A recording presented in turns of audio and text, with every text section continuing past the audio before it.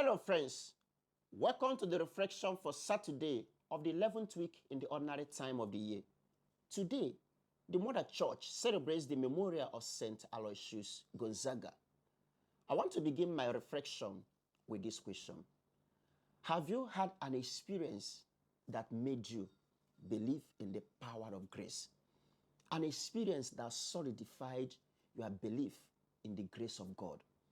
I think St. Paul has something special and interesting to share with us today. In our first reading, St. Paul narrated an experience that has what it takes to enrich our faith.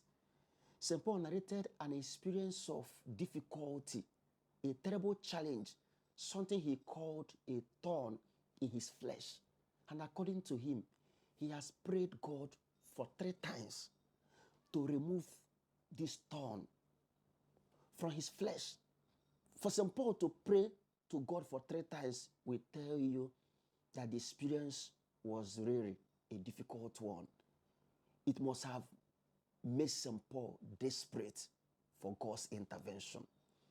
However, St. Paul came out from this experience with a powerful testimony.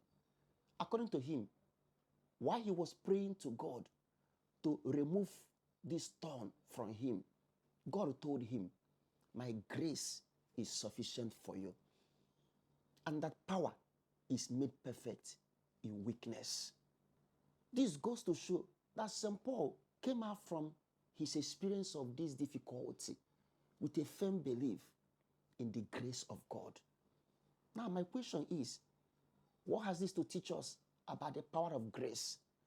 To answer this question, I want to share another interesting testimony given by another man who probably had a similar experience like St. Paul. A man called Terry Anderson, a journalist that worked with Associated Press. In 1985, while in Beirut, Terry Anderson was kidnapped by Shiite Muslim extremists, and he was imprisoned in a windowless cell where he spent more than 6 years. While in that windowless cell, Anderson passed through horrible and terrible experiences.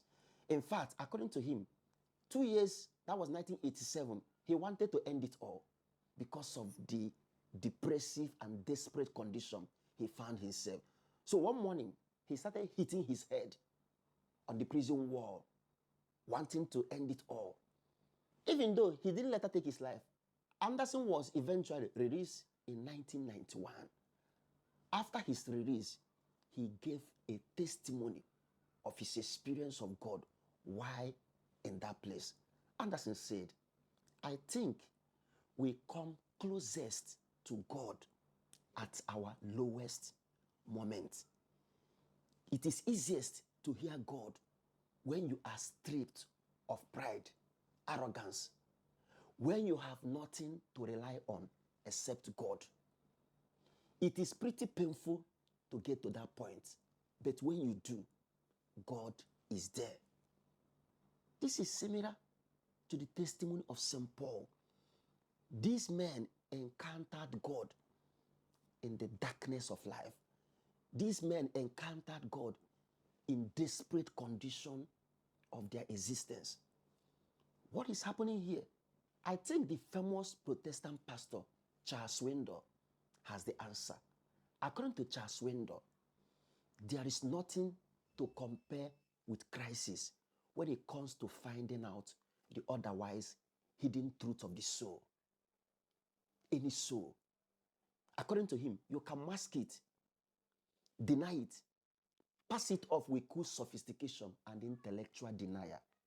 However, remove the shield of safety, remove the cushion of comfort, interject the threat of death without the presence of anyone to remove the panic out of the moment.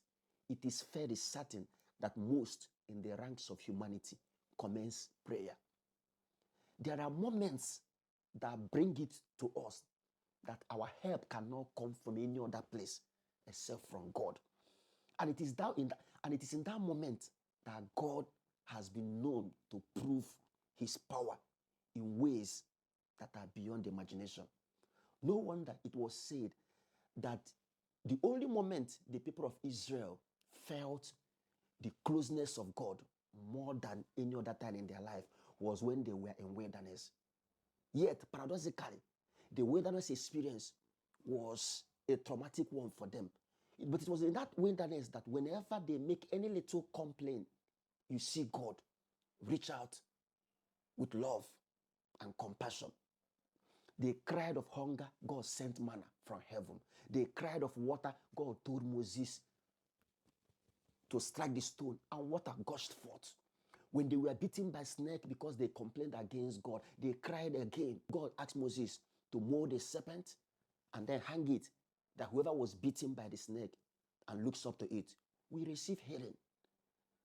So despite that moment being a traumatic experience for them, God proved his closeness more than ever. So I think the point is this: there is a darkness, there is a difficulty, there is type of wretched situation that reveals God. The kind of situation that God cannot keep silent, that makes his grace evidence in our life. In fact, the testimony from the author of the book of Lamentation, Lamentation chapter 3, proves this. If you read Lamentation chapter 3, you will see how the author expressed terrible situation and difficulty, challenges that made his life miserable and unlivable. However, this author says something that is almost similar to what St. Paul said in the first reading. The author said, despite my situation, there is one thing that I remember that fills me with hope. And what is that thing? According to him, the steadfast love of the Lord never ceases.